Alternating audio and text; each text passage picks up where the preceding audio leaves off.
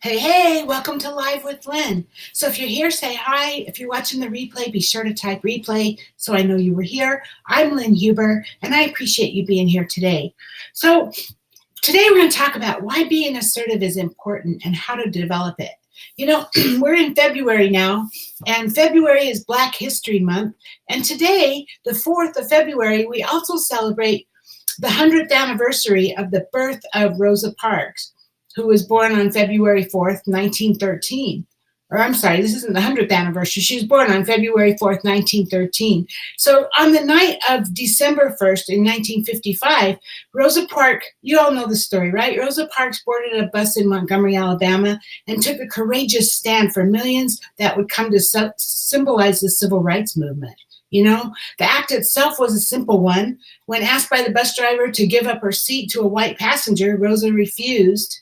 And for this, she was arrested and fined for violating the segregation laws.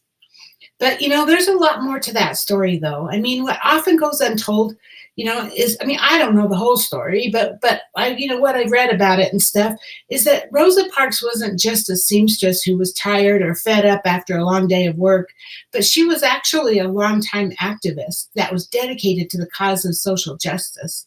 She was not the first person that refused to give up her seat on a Montgomery bus, but nor was she the first person that was arrested for it.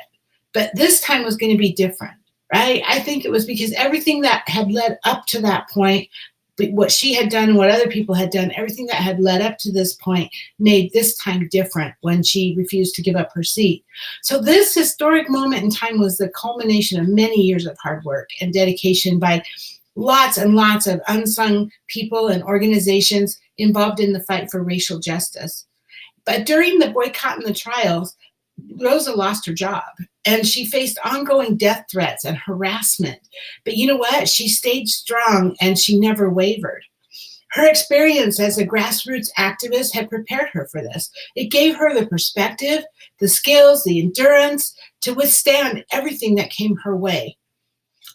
Rosa's civil disobedience ended up triggering the modern civil rights movement. But not only that, it also triggered the women's movement and the movement for constitutional justice for everyone.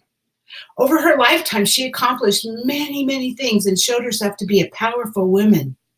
So you know what? We can learn a lot from Rosa's courage, right? We can become better too. History has so much to teach us. You know, I love reading about stuff, but so we can learn from her courage. I mean, you know, why not, right? I mean, that's what we learn from other people. So even if you're not looking to be an activist, I get it, you're not, I'm sure you're not, but that doesn't mean, you know, this can't benefit you. Learning to be assertive is one of the most important life skills you can develop. You know, studies have shown that being assertive can lead to a whole host of benefits, you know, from increased self-confidence to better relationships and improved mental and physical health. It's just really good for you all the way around. But before you try to start being more assertive, it's important to understand what being assertive means, what it really means, right? So psychologists define assertiveness as being able to express yourself effectively and stand up for your point of view while still respecting the rights and beliefs of others. It's not all about you getting what you want, right? It's about a two-way street. But the basis of assertiveness is mutual respect and honesty. Assertive communications are straightforward, and people who are assertive, they are straightforward. They know how to set and maintain healthy boundaries. Their relationships promote value and they promote trust, because it's all about, if you're being assertive, it's about what's right for both of you, right? What's the best for both of you. So if you're serious about living an authentic life and succeeding in reaching your goals, then learning to be assertive is crucial. So think about how you feel right now in your life. Are you satisfied with your personal and your professional situation? Do you find yourself trying to avoid conflict?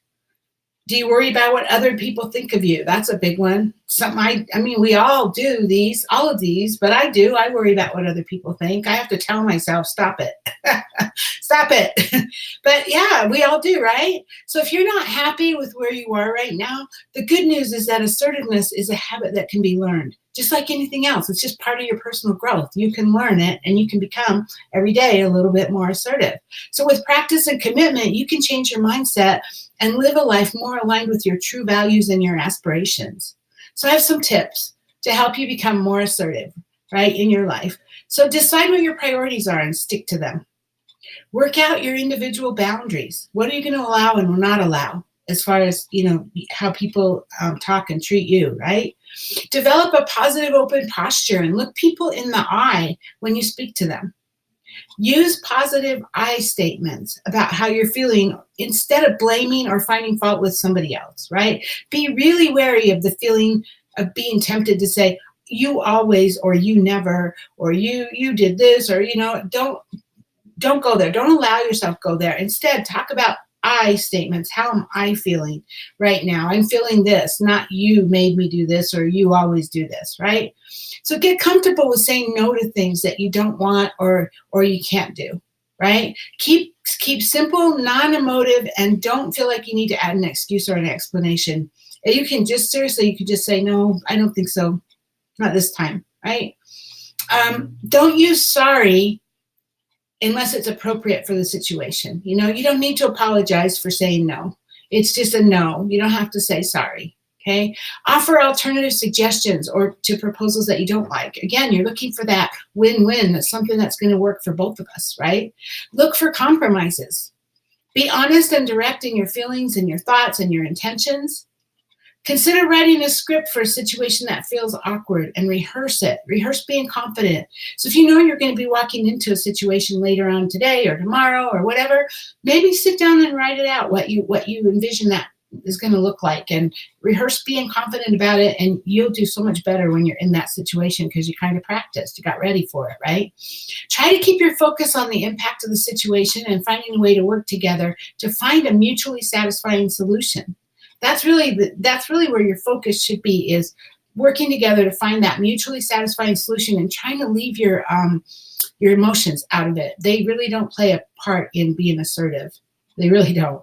So above all, though, being assertive means staying in your power, accepting that you have control over how you approach the situation and your feelings about it. Assertiveness isn't going to get you everything you want all the time, but you will feel in control and you'll feel much better in situations that would have previously been stressful. So you can do this. You've got this. I know you do. You're strong, and I know you can be assertive too. So, hey, now I'd love to hear from you. Please share with me below, maybe some of the situations where you stood up for yourself, or maybe something that took real courage for you to do. Please go below and share in the comments. I would love to hear your thoughts on this.